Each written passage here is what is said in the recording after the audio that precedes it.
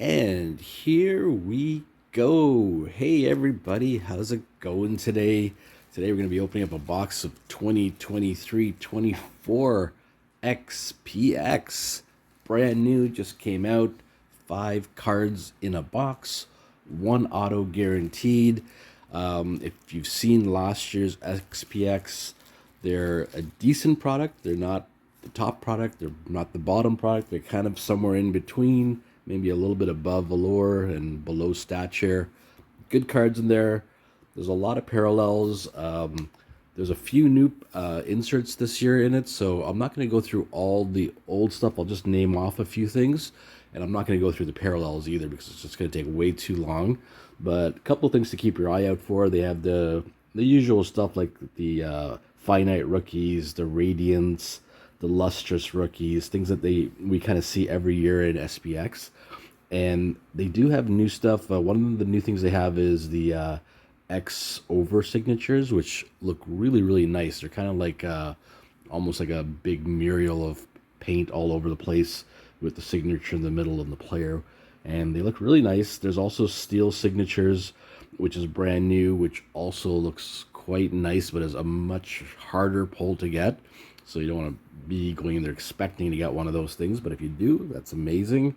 The other thing that's kind of new and old at the same time is the Shadow Box. Shadow Box is probably one of my favorite inserts from any of the Upper Deck products.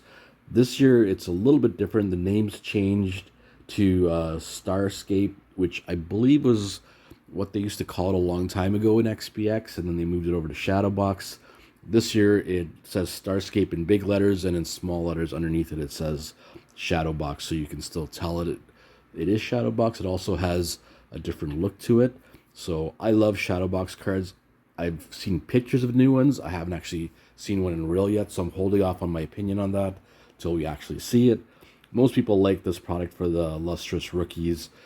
A lot of good stuff in here. I've already ripped off the cellophane. Let's not talk about the product anymore. Let's rip into it and see what we get here. And of course, the big draw this year for almost every product that we're opening is going to be Connor Bedard. The Connor Bedard cards, looking at the odds are a little bit difficult to pull Connor Bedard in this, which is very different from a lore that just came out before this, where it seemed like everybody was hitting a Connor Bedard card. So let's see how we do here. Like I said, 5 cards in here. 1 should be a base. The rest should be relics of some kind. And then, of course, we got the auto. So I think I gave away the back card. So we'll do the back card first. And I gave away the front card too, didn't I? So let's cover up the front card. Making a mess of it all right off the bat. So from what I understand here, the front card is the auto. So we'll start with the back. And it is a parallel of Tim Stützle.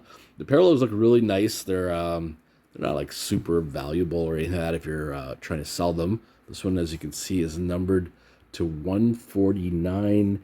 And I think this parallel is called the Purple Parallax, if that sounds correct, if I'm pronouncing it correctly. So Purple Parallax looks really, really nice. I am not going to complain about the look of the parallels. They are fantastic. So let's put that aside in the back here. Here's another slight change, I believe, from last year. Are these cards here. Look at this, Frank Mahavlich on the Radiance FX, and it's numbered to 949. The change, let's see if you guys know off the top of your head, if you've seen this product before, is that they're die cut. Last year they were just regular cards, I believe. Now they have the die cut look on them, which is really cool.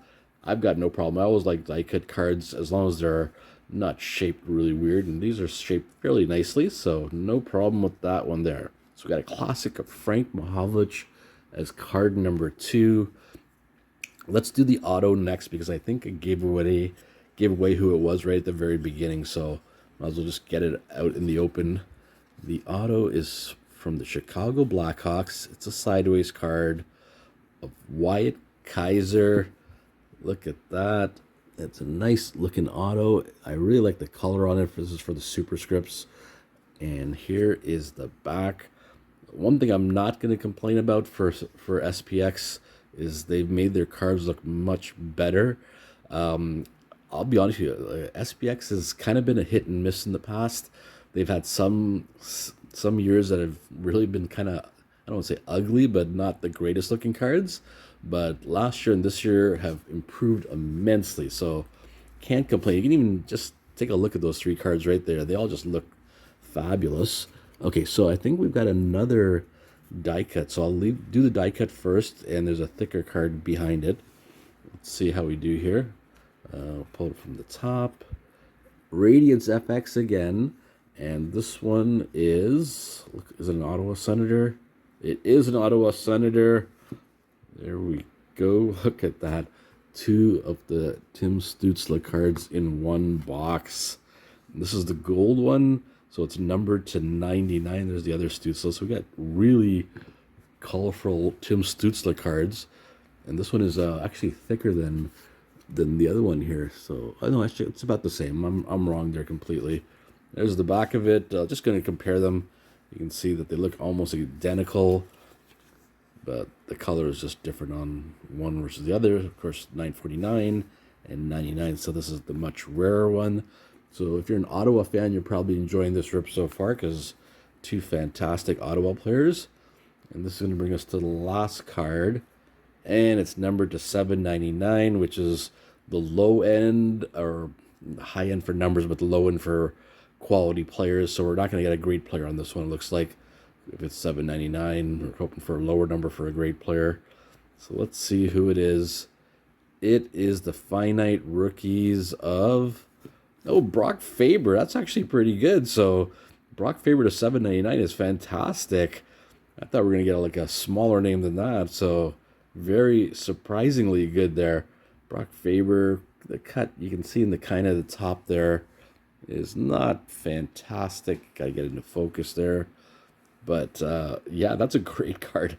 I never have a problem pulling Brock Faber because he's just a fantastic player already at a very young age. So there you have it. Those are the cards you can kind of expect to see in this box. We didn't pull a shadow box card, which is really kind of disappointing. The Starscape is the new name of it. But here's what we got.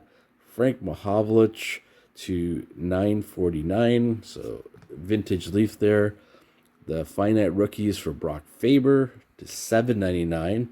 Very high numbered one there. A low numbered Tim Stützle to 99 for the gold Radiance FX. That one looks really nice. If you're looking at it like on camera versus seeing it in person it actually looks fabulous. Decent cut on there, so I can't complain. And another good parallel of Tim Stützle. So we got two Stützle cards here. Is the Parallax Purple. Again, looks nice. It's medium thick there, so it may fit into a small sleeve possibly. And the last one is the rookie Wyatt Kaiser. Not a super big name. We were hoping for a Chicago player, of course, with Mr. Connor Bedard. But hey, we'll take what we get here. Overall, it's a decent pack. It didn't blow me away.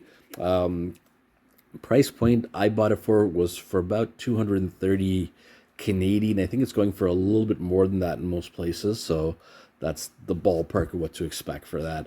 Let me know what you think about the cards. Do you like them better than last year's cards? Do you like the designs? Anything you don't like about them? Put them in the comments. Let me know.